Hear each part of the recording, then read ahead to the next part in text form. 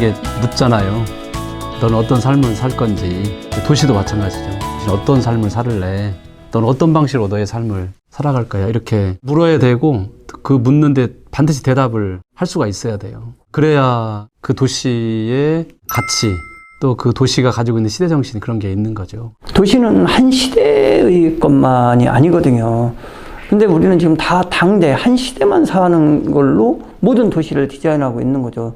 홍콩에 가면 지금 집이 하나가 쓰러져 있어요. 아무도 철거를 안 해. 100년 된 이 아파트, 이걸 누가 철거할 거냐, 철거 비용 누가 낼 거냐, 이 문제들이 있는 거죠. 그러니까 도시가 열스마되고 기후위기가 왔을 때 그럼 에너지 약자들, 이 사람들은 과연 어떻게 에너지를 공급해서 이 도시를 돌려갈 거냐. 결국 이 사람들은 죽음이라는 거죠. 삶이 아니거든요. 밖으로 밀려나니까 밖에가 폭염이라서 45도, 50도가 된다 그러면, 그런 상황이 온다 그러면 이 사람들은 누가 책임을 져야 돼? 결국은 당대를 살아갔던 수많은 에너지를 소비했던 사람들이 책임을 져야 되는데 그걸 안 하거든요.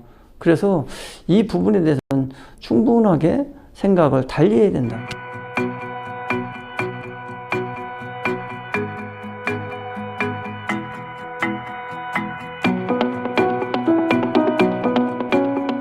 화성시가 서울시 한 1.4배 됩니다.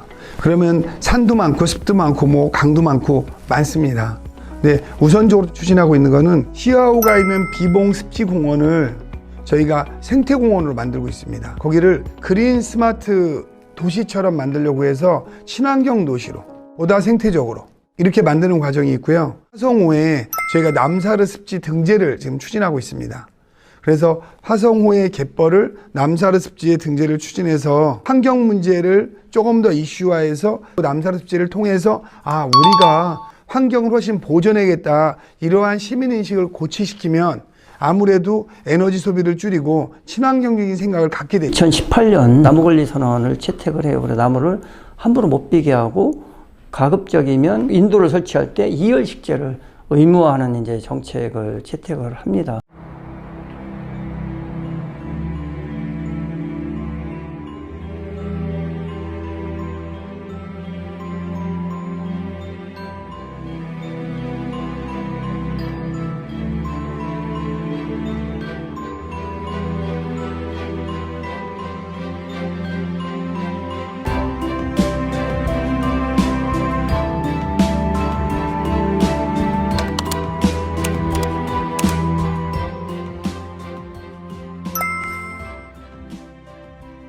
그러면서 저희가 나무를 심은 게 백리길을 조성을 했어요. 하천 쪽으로 나무를 많이 심었죠. 시민 1인당 이제 한 그루씩 나무 심기를 하자 해서 심었는데, 그런 과정을 통해서 탄소 흡수라는 측면을 이제 고려를 하게 되고, 또 하나는 파리 계획에서 준수했던 목표치를 어떻게 달성할까, 이런 고민을 하면서 우리가 인벤토리를 작성을 합니다. 그래서 2017년 기준 2035년에 가면 그 17.5%를 감축하자. 6개 분야 75개 정책 사업들을 발굴을 합니다. 그래서 그거를 각 그 실국별로 추진을 하게 하고 계속 이행 점검을 할 수 있도록 그 에너지 전환에 관한 이제 조례도 만들고 이렇게 하고 있고요. 최근에 3월 임시에 들어가는 조례가 녹색 건축물 기준에 관한 조례가 이번에 들어갑니다. 그래서 고양시는 이제 녹색 건축물 기준에 맞지 않으면 일정 규모 이상의 건축물들은 제한을 받는다.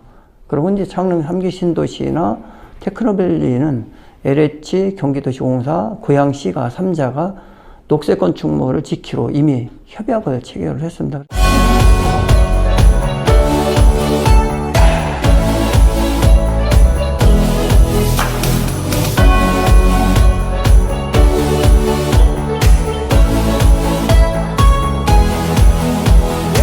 천만구루 정원도시는 천만구루에 나무와 꽃을 심어서 전체를 하나의 정원으로 만들자. 정원은 뭐가 있어야 정원이 될까요?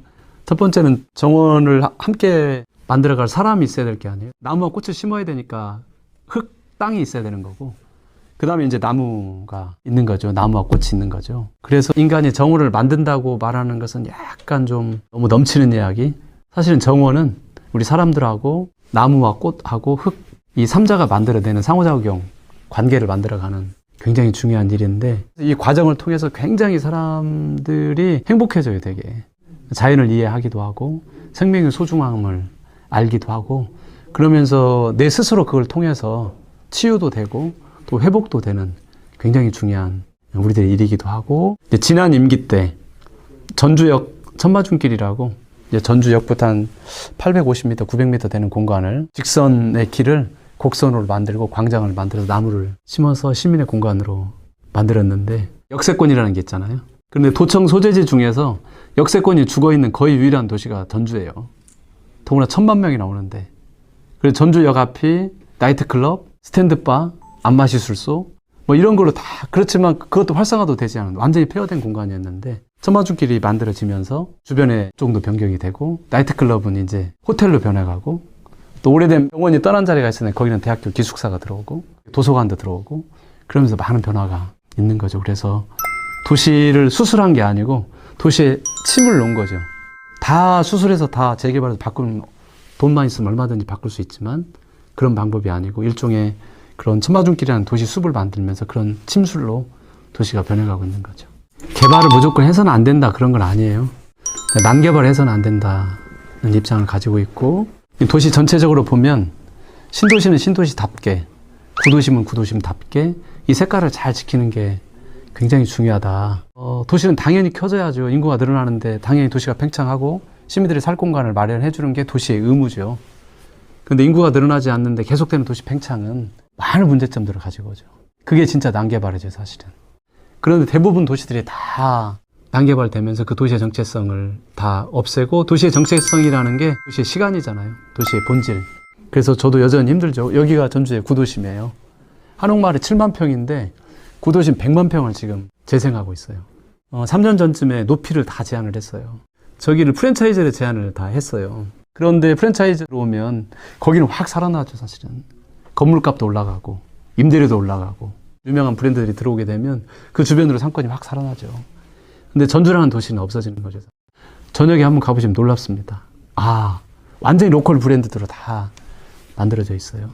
난개발해서는 안 된다고 생각하고 그렇지만 도시 팽창에 대해서는 굉장히 엄격하게 지금 관리를 하고 있고 구도심 내에는 가급적이면 그 도시의 정체성, 그 도시의 시간을 지킬 수 있도록 그런 노력들을 하고 있죠. 파리 기후협약을 준수하는 문제에 있어서는 사실상 누구도 이르지 않다. 지금 하는 것이 가장 늦은 일이고 어떻게 보면 가장 강력하게 할 수 있는 수단을 중앙정부가 조금 더 법제화시켜서 의무사항을 우리한테도 부과를 했었으면 좋겠다 이런 생각을 좀 합니다.